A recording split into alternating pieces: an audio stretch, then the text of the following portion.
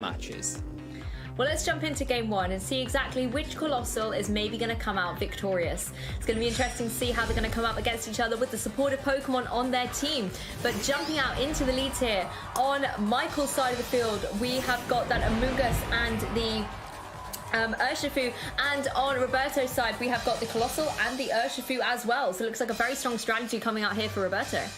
Yeah, Roberto here leading with what we all know, you know, going for that Aqua Jet potentially into the Colossal, set the steam engine up. But the one problem that he's got at the minute is the redirection from the Amoonguss with the Rage Powder. It is going to be able to kind of disrupt the ability for Roberto to get that combination going. And, you know, the other thing you've got to worry about as well, if you are keeping the Colossal on the field, you've got to worry about the opposing Urshifu that can put a lot of pressure onto that Colossal with those rapid strikes, the Surgeon strikes, sorry, that will do critical hit damage every time they do hit. Yeah, and maybe if we were even potentially going to see something like a Gigantamax there, that could have been very threatening. But Urshifu on Roberto's side, going to be able to go for the close combat into the Urshifu on Michael's side. Didn't see any redirection coming out from the Amoonguss, so maybe going for something like a Spore into what was the Colossal slot. Dragon Ball, however, going to have to take these Surging Strikes, going to be doing critical hits, but really not a catastrophic amount of damage. But it's a really good counter here from Michael, knowing that was the Colossal, trying to apply as much pressure as possible. Amoonguss is going to go for the Spore and actually put the Urshifu to sleep here. Yeah, a really nice play from Michael, you know, just kind of making the presence of Rage Powder enough to switch out the Colossal for the Dragapult and taking advantage of the ability to put a Spore out onto Roberto's side of the field and really shut down that big offensive threat that is the Urshifu to the Colossal. It creates a position now where Michael could potentially switch his Amoonguss out for the Colossal and get it onto the field next to the Urshifu, with the ability to try and maybe get the Aqua Jet going. But you've got to be worried a little bit about the Dragapult here, because it does carry something like Dragon Darts, or it could go for a Will-O-Wisp into the Urshifu on Michael's side of the field. But again, you know, the Amoonguss threat as well is something that you need to kind of address very quickly, because the redirection is causing all sorts of issues very quickly right now. Yeah, Amoonguss being a really disruptive Pokemon for Roberto's strategy here, and Michael actually going to make an adjustment, removes his Urshifu from the field and brings in that Zacian, going to be able to get the Intrepid Sword boost up straight away. Dragapult is going to go for those Dragon Darts, like you mentioned there, Lee, going to deal some good damage to the opposing Amoonguss, as of course both Dreepies are going to be directed into it, as Fairy typing means the Dragon Darts are not going to be effective on that Zacian at all. Urshifu, however, still going to be taking a little bit of a nap, so Michael able to capitalize on bringing in the Zacian and then getting the Spore across onto that Dragapult as well. So Roberto's Pokemon, you know, coming out really strong and force with that Colossal strategy, but right now just taking a nap and a bit of a backseat. Yeah, you can see how effective the Amoonguss is. It is one of the Pokemon that's definitely a variation from both kind of builds here that players have opted for, but you can see the effectiveness here of it being able to kind of put the pressure on to Roberto's side of the field and ultimately shut down the Dragapult and the Urshifu, put it in a very precarious position where the Zacian's able to come in kind of unchecked now, able to get a substitute up if it wants to this turn, or just get some big damage onto the field and start really cutting through Roberto's Pokemon and limiting these options going forward. Well, Dragapult going to be taking a sleep as the Behemoth Blade is going to come out from that opposing Zacian and find its mark onto the opposing Urshifu here. These are a decent amount of damage, but still going to be able to hang on here. Urshifu, again, just going to be able to sleep, though, so not going to be able to retaliate here on this occasion, leaving Amoonguss free to go straight across for the Pollen Path, and still not enough to pick up a KO, though. Urshifu was able to hang on.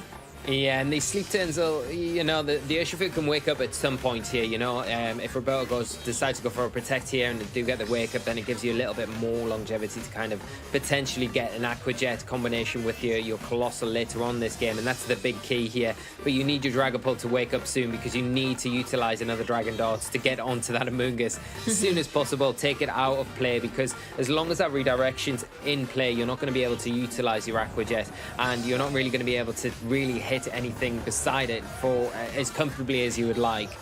Oh, both sleeping here for Roberto, so Zacian is free to go for another Behemoth Blade. Going to be able to target down and pick up a KO against that opposing Dragapult here. So just removes one of the threats that can potentially set up that Colossal from play. Of course, getting that critical hit as well, removing it from the field. Leaving this Amoonguss free to maybe try and pick up the second KO, going for that Pollen Path again down into the Urshifu. So now kind of looking at things, a lot of those options that Colossal needs in order to be able to get set up have just been removed.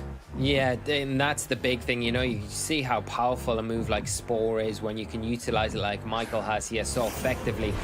And yeah, like you say, it really limits the ability for Roberto to kind of make the most out of Colossal here. It's probably not going to be able to get its steam engine ability activated. There's still a possibility it could get its weakness policy activated, but I think, you know, if the Amoonguss is left unchecked once again on Michael's side of the field, then it's free to go for another Spore. But again, it's still free to go for a Rage Powder here and kind of protect the opposing Zacian to allow it to get an attack off onto Roberto's Zacian here, or just get some big damage onto the Colossal if he feels like that's going to be more beneficial at this point in time.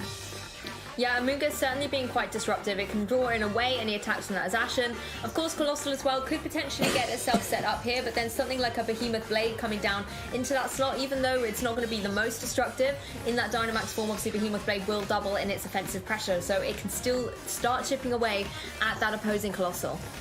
Yeah, and you know, that's the big thing here. You can't really ignore either of these two Pokemon on Roberto's side of the field. He has went down in numbers here, but both Pokemon that he's got out on the field now are very dangerous still, and they do have the ability to start really kind of building a little bit of momentum right now. If you can remove the Zacian from the field on Michael's side of the field, you know, right now, then you are going to be in a great position to really kind of start utilizing your own G-Max Colossal. But the problem is, obviously, if you have got your Colossal at such low health like Roberto has now, it's going to be a lot easier for Michael to deal with going into the latter turns of this game.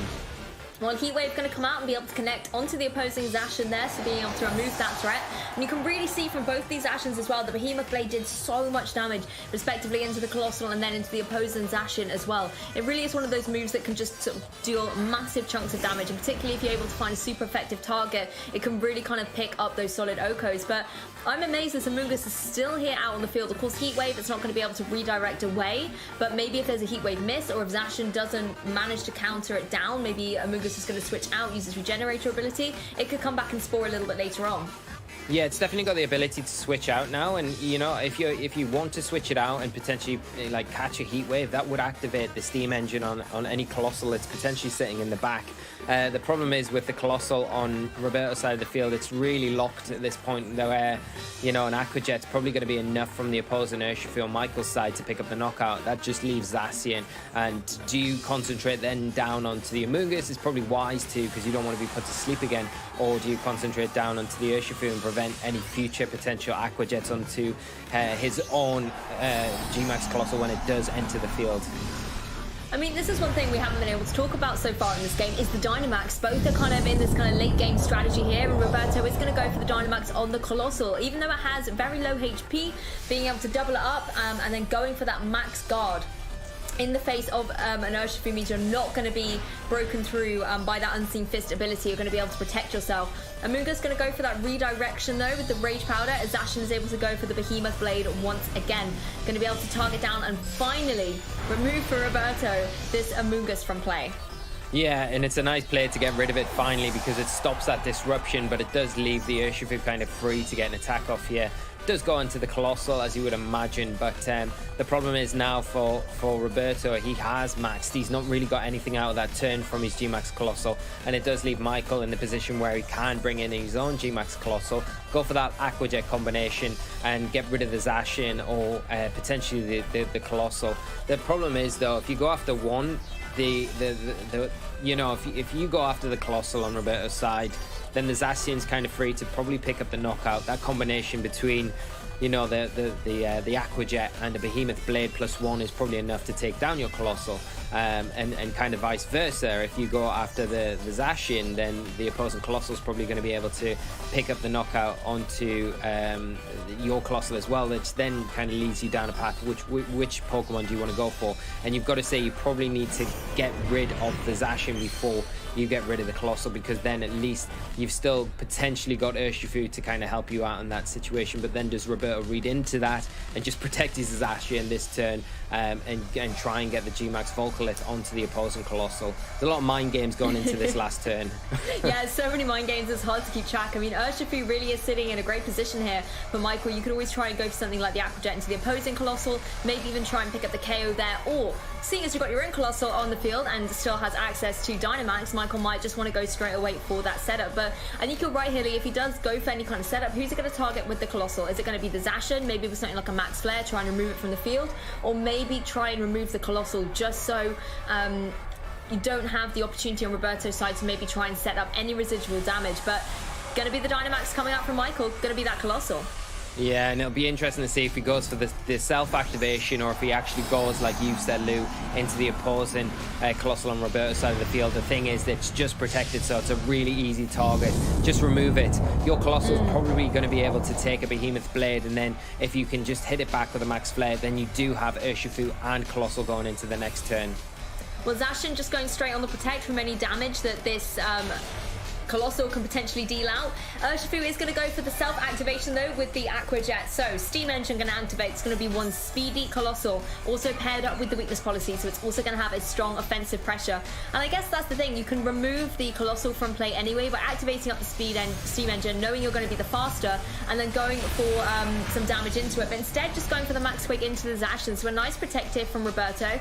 Also, from Michael's side of things, actually boosting up the special defense puts you in a better position against the opposing Colossal. Yeah, it's a nice option here. It does mitigate a little bit of the damage that will be coming out from the opposing Colossal, especially because the weakness policy on that side is not being activated. And just showing here that it's just enough to allow the Urshifu to survive. But the problem is the residual damage is going to start here for Michael, and Roberto are going to be able to start, you know, taking advantage of that now. Obviously not affecting the Colossal because it doesn't affect rock types, being a rock type residual attack. But the Zacian in a very awkward position now where it is going to take a Max Flare. But then by doing that, you kind of are putting yourself a little bit in harm's way of the opposing Colossal. Is it going to be able to pick up the knockout with another Max Volcalith? Is that special defense boost that Michael's already kind of utilized going to be the kind of the difference here? And you've got to say probably at this point, yes, it probably will be, especially if it goes for another Max Quake. It's another special defense boost that makes a lot of sense into the Zacian now. It means you're going to be able to take attacks a lot better from the opposing Zacian on Roberto's side of the field, and then you've got that last turn to kind of concentrate down into the Colossal and be able to clean things up potentially.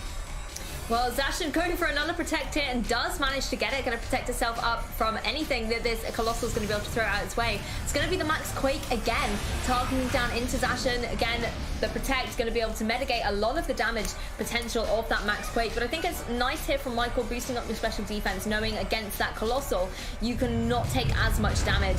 It's going to be the Volcalith, however, coming out once again from Roberto's Colossal here, down into the opposing Colossal. And despite the boost, it's still dealing a significant amount of damage. I think the interesting thing here, though, is that Roberto now no longer has access to the Dynamax, whereas Michael still does. But the option with having your Dynamax Pokemon means you can only target one of the opposing Pokemon. Yeah, and that's the problem now with the Colossal. It doesn't have access to that G-Max Volcalith anymore, which is its kind of primary move that it would be utilizing to get damage. And like you say, even with the defensive boost, they're doing a significant amount of damage still. But again, is Zacian going to be able to get a third Protect off? Because it kind of needs to. I don't know if you're going to be able to, unfortunately, and it's still taking a lot of damage in the meantime with every kind of target that we're seeing here. Oh, not quite able to get the next Protect on that Zacian. So the Max Quake this time coming out from the opposing Colossal is going to be able to find its mark and pick up the KO. So removing that Zacian from the field, I think that's just sort of showing how good the Steam Engine ability is, being able to boost up your speed. Normally Zacian is one of the fastest things on the field, but being able to outspeed it has been critical here for Michael. Colossal, however, it looks like was going for the Ancient Power there into the opposing Colossal, and is able to get the boosts, Lee. Gets the boosts across the board. That's a +1 in every stat that Colossal has, so that changes things a little bit here, you know. Especially the only thing is the Steam Engine's been activated on the opposing on Michael's Colossal, which means that it's got the speed advantage going into this next turn. So all it needs to do is hit the Earth Power button, and that will be enough. Unfortunately, it's nice to see the Omni boost here though, but not going to be just enough here to be able to clinch this one for Roberto. But in such a bad position where he lost 2 Pokemon so early on, he did so well to kind of pull it back in the end. And big congratulations to Michael for taking game 1 in this set of losers round 1.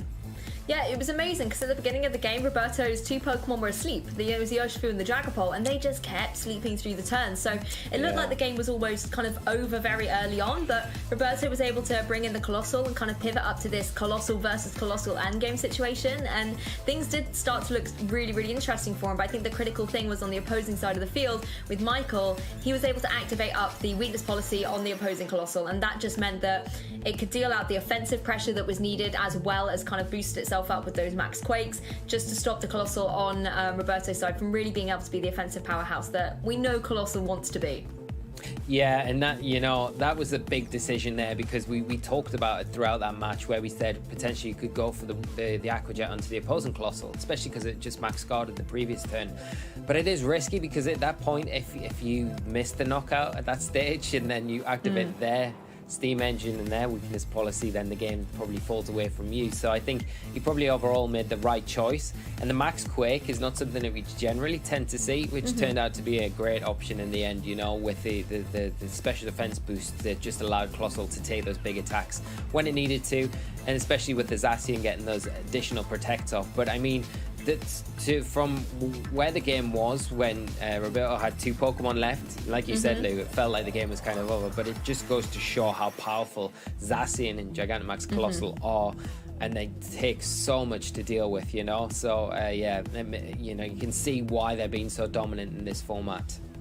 Yeah, particularly as Zacian isn't a Pokemon that can Dynamax, so it's never going to be that option for you. It allows you to kind of capitalize on the benefits and kind of the niche perks of different Pokemon in your team, and a Pokemon like Colossal obviously loves to be in its Dynamax form. So you're kind of not taking up that slot, and Zacian's just able to sit there, has kind of a good defensive nature with those protects as well, and if you have the switchability as well on your team, you can preserve it a little bit better, bring it back in, get that Intrepid Sword boost, and if your opponent doesn't have a way to counter it, either in terms of speed or Intimidate to kind of lower the attack stat back down to neutral or below, then Zacian's just going to be sat primed to be able to deal out some big damage. Even if you pick up a KO on it pretty quickly, odds are it's going to have dealt you a significant amount of damage before you're able to do so.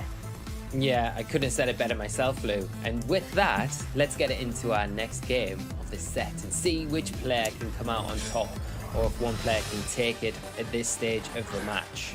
Yeah, Colossal versus Colossal rematch, I am sure. But let's jump into it. Michael is going to be bringing the Amoonguss and the Urshifu, whereas on Roberto's side, there is also the Urshifu, but this time paired up with the Zacian.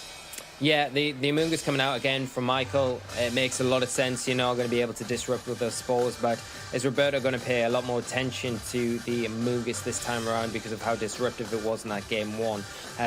You know, if you've got access to something like Substitute on your Zacian, it's a nice option to go for here. You've got to be a little bit wary about the Urshifu, though, breaking that Substitute and allowing the Spore to come onto the field. But I think if you concentrate down, remove the Amoonguss as soon as possible, that's probably the best way to approach this match.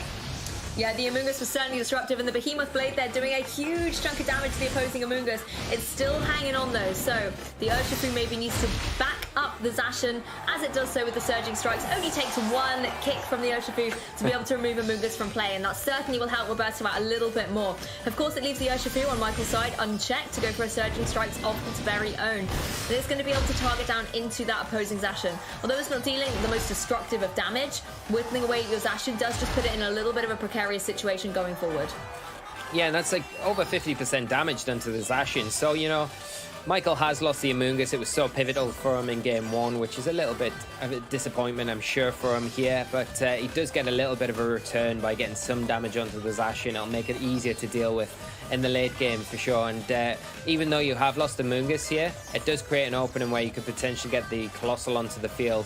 But at this stage, you've got to worry about the opposing Urshifu as well, because you know how disruptive that can be to getting yourself set up. So it'll be interesting to see if that does come out, or maybe something like the Dragapult come out now, because that is a Pokemon that could potentially either burn something like the Zacian, or it could just start putting damage onto the board and get rid of the Urshifu, which would then pave the way for the Gigantamax Colossal in the end game. Well, it's actually going to be the Zacian of Michael's very own, so going to be able to get that Intrepid Sword boost, get itself up to that +1 attack. And now we see a situation where we've got Urshifu and Zacian versus Urshifu and Zacian, and things like speed really is going to start to come into effect here. Yeah, and do you want to risk the speed tie? I don't know if you do at this point. I don't think either player really know 100% whose Zacian's faster than who's at this point. The Urshifu though on Michael's side, if it does have the focus Ash, it is in a position where it could go for those surging strikes again and get the knockout onto the Zacian, but I don't know if Roberto is going to allow that to happen. But I think it's a tricky spot because all your attention is on the Zacian if you're on the other side of the field. So the Urshifu is kind of a second thought at this point in time. Well, the Urshifu on Roberto's side is going to have to take the Behemoth Blade from the Zacian on Michael's side. As the Zacian on Roberto's side is going for a Behemoth Blade of its very own. I wonder if it's just going to cross over to the Urshifu as well. But no, instead, targeting down on the opposing Zacian. You can see that +1 really coming into effect and dealing a huge chunk of damage to that opposing Zacian. I wonder if Roberto has maybe doubled up into that slot. And has indeed, again, following up with the Surging Strikes. This time it takes 2 to be able to pick up the knockout. But that is a knockout in every single turn here for Roberto so far. Yeah, this combination of Zacian and Urshifu being utilised really well here by Roberto. But at the same time, you know, Michael has lost 2 Pokemon. He's down to his last 2 Pokemon. And you can kind of guess what Pokemon is probably going to be, and it is probably going to be the Colossal that's going to come in and make it very difficult for Roberto to deal with. He's done well so far in managing what the threats were on Michael's side of the field, getting rid of the Amoonguss, getting rid of the Zacian, 2 big threats. But at the same time, the biggest threat's yet to come, and it is making its way into the field now, and it is going to be in a position where we're probably going to see the Aqua Jet activate the steam engine, but coming out against something from Roberto's side in the Landorus, which, you know, Colossal doesn't necessarily like to face down against. Yeah, I like this adjustment here from Roberto, bringing in the Landorus. It can apply a lot of pressure to that opposing Colossal. Michael has got the kind of the golden situation he wants here. You can go for that side activation of the Colossal, boost your speed up, and then pick up a solid KO against something like the Zacian. Of course, the Intimidate's not going to affect the Colossal at all, but Landorus can potentially apply that offensive pressure, and Roberto also does still have access to Dynamax. Yeah, and that's the big worry here. You know, if the Landorus has got something like the Assault Vest, it's going to be able to take an attack from that Colossal all day long and return with a big Max Quick and pick up an easy knockout. Now, it's whether or not Michael kind of decides to maybe max the Colossal, protect it here, go max guard, and then get maybe a Surging Strikes onto the opposing Landorus. Hope that that's enough for you then the following turn to potentially get an Aqua Jet onto your own Colossal and then pick up the knockout. But the whole time you're doing that, you've got to be ignoring the Zacian, which is giving it a lot of room. And we've said this time and time again, the more room that you give Zacian, especially when it's got that Intrepid Sword boost, the worse off you're going to be for that, because that Pokemon relies on just turn after turn after turn getting damage, and it's not something you want to allow it to do. You certainly can't leave it unchecked, that is for sure. And Landorus is going to be Dynamaxing up as well to apply a lot of offensive pressure to the opposing Colossal there. And I think this is exactly the Pokemon that Michael is going to Dynamax as well, or Gigantamax up into its splendid form here. You know, it's a perfect opportunity for Michael to be able to do this. You've got the Urshifu on the field. You don't necessarily know how long it's going to be able to remain, so it's good to be able to just get that boost up straight away. Of course, Landorus applying something like with the Max Quake can also boost up the special defense on Roberto's side of the field. That's going to be helpful. Zacian, however, going for the Behemoth Blade here, going to be able to target right down into that Urshifu, trying to remove it from the field as quickly as possible here. I believe we didn't see any kind of Aqua Jet come out from here, so there's no self-activation in this turn.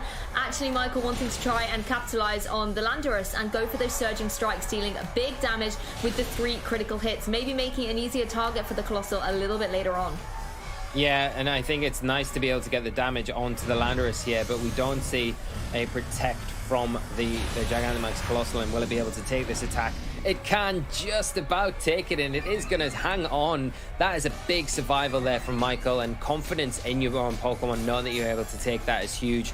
Activating the weakness policy, unfortunately it's probably too low a point to actually get your steam engine activated now, but you are going to be able to get some big damage onto the field, and that's the main thing, especially if you are starting to get this residual damage, picking up the knockout onto the Landorus, and the rocks are going to start chipping away at Roberto's side of the field. I mean, what an amazing turn of events there for Colossal. I like Yuli, was a little bit worried, you know, yes, you get the weakness policy activation, but you won't get the steam engine boost. But the turn was still going on. Colossal didn't have a chance to move yet. So being able to kind of take advantage of the fact that the weakness policy was activated and be able to pick up a KO against the Landorus meant that Roberto's Dynamax has just been knocked for 6 straight away. You know, only was able to go for 1 turn. Now it's back in its Pokeball. Yes, he can now bring in the Dragapult, but Colossal's still looking to be, you know, a threat here. And Urshifu as well can go for those surging strikes and deal some big damage as well. Yeah, I think the problem here is for Michael is that the Dragon Darts is probably enough. We've already seen the Life Orb item on the Dragapult for Roberto, so Dragon Darts is probably going to be enough to pick up both targets here because of there's such low health that we've seen on the Colossal and the Urshifu. But the double protect coming out here makes a lot of sense. Gonna just get a little bit of extra chip onto the Zacian at least, and onto the Dragapult. But the Zacian more importantly because you're going to be probably more in Aqua Jet range the next turn if you want to go down that route to remove it. But I do feel like the Dragon Darts is going to be the downfall for Michael's side of the field here, and the Dragapult going to be able to close this one up. But we'll soon find out, Lou, I'm sure. Yeah, no, I think you're right though. Like you say, with the Dragon Darts, the fact that it can target both of the opposing Pokemon on Michael's side, and with the low HP, we've got to remember as well the Urshifu, I believe it still stayed in after it did the previous close combat, so its defenses and everything are going to be dropped as well, so the little Dreepy is going to be able to capitalize on that and pick up a solid KO against it. Colossal doesn't have its Steam Engine boost, which is the one thing I didn't factor into my conclusions there, so Dragapult is going to be sitting quite speedy. The Aqua Jet, however, does come out, not enough to pick up a KO against the Zacian though, as the Dragapult does unleash the Dreepies and goes for the Dragon Darts. Yeah, and going to be enough to clean up the Urshifu here as gets a knockout. And will it be enough? It's got to be enough to get the Colossal. And is it? It is enough. And yeah, Roberto tying this one up. Interesting enough as well, Roberto didn't bring his Colossal to this game, really utilizing the Zacian more than anything else in this game, and then keeping the Dragapult for a really good offensive threat in the late game there. The thing that Michael had to kind of that fell down on a little bit there was not able to get that Steam Engine activated, because in an endgame situation there, if he'd had the Steam Engine, it would have been a completely different game, because then the Dragapult is out of the equation, there's no Dragon Darts, and then you've got kind of 2 Aqua Jets almost to go into the Zacian to pick up the win, but you probably don't even need the second one there because the residual damage by that point would have chipped it up. But yeah, I think Roberto did amazingly in that game, managed it so well, got rid of the threats, very clinical in the way that he approached that, got rid of Amoonguss, got rid of the Urshifu, and then kind of just took the game to Michael from there, and didn't really get flustered by the Colossal coming onto the field when it did. Yeah, it was the Zacian and the Urshifu combination with the Behemoth Blade followed up by the Surging Strikes. I thought it was a really nice strategy because it just picked up KO after KO, and like you said, Lee, he was really kind of clinical in the way he looked and went, right, Amoonguss was a really big threat, let's get rid of that. Okay, so Urshifu's also a little bit problematic. Zacian's difficult too. Let's just remove these from play. And it was just really nice to kind of see, particularly with the adjustment where Roberto didn't bring his own Colossal and had the Landorus in the back, being able to keep that a little bit sort of secret towards the end of that game as well, did just allow him to be able to come in and apply the pressure to the Colossal that was needed to be done. Yeah, definitely, and I think the Landorus call there was a really good one, because it's definitely, with the Assault Vest, like one of the best Pokemon at approaching Colossal in general, because you know most of the time if you've got full health or close to it, you're going to be able to take those weakness policy boosted attacks in return with a knockout, almost guaranteed.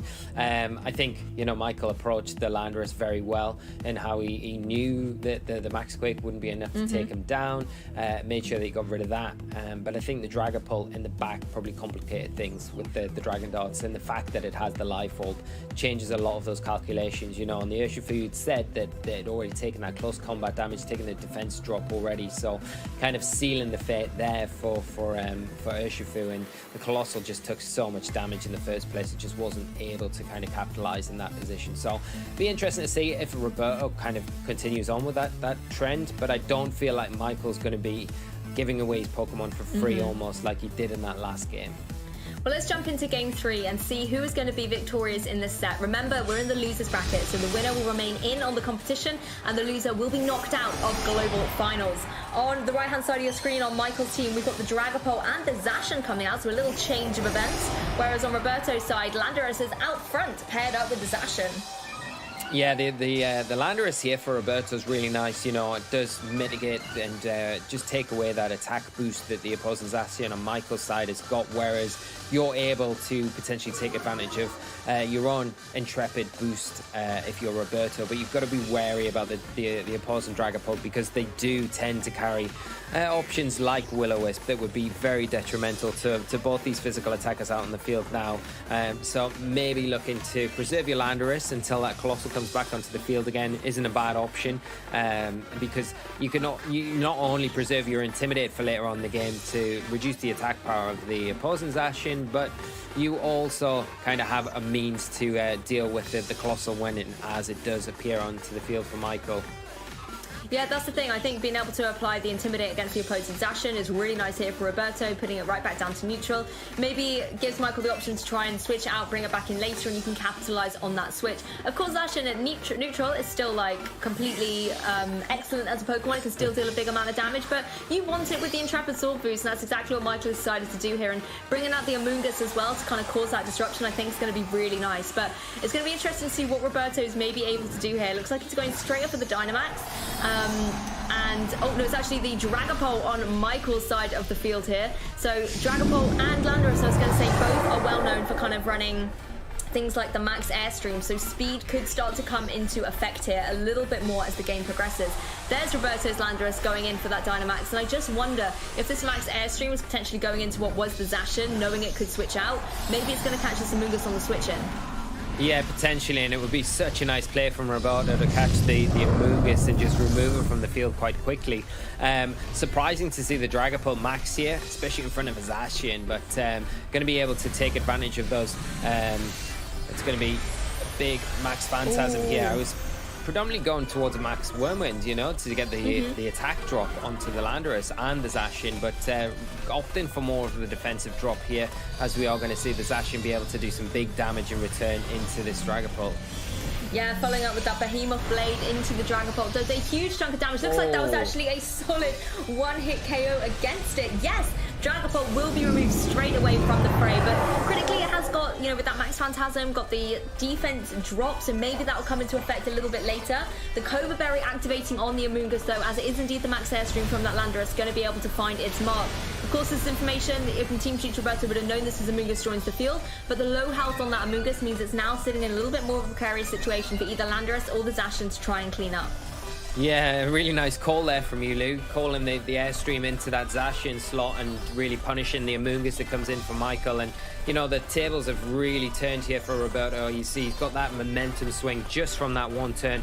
Maxing the Landorus at the perfect opportunity, knowing that the Zacian on Michael's side of the field in a really awkward position and in a dominant position going forward, because you can remove the Amoonguss now from the field if you'd like to. It can switch out, obviously get that regenerator ability going, but at the same time, if you double into that slot with something like the Zacian, if the opposing Zacian comes in, then you know for a fact that you're taking it down with a combination of Airstream and Behemoth Blade.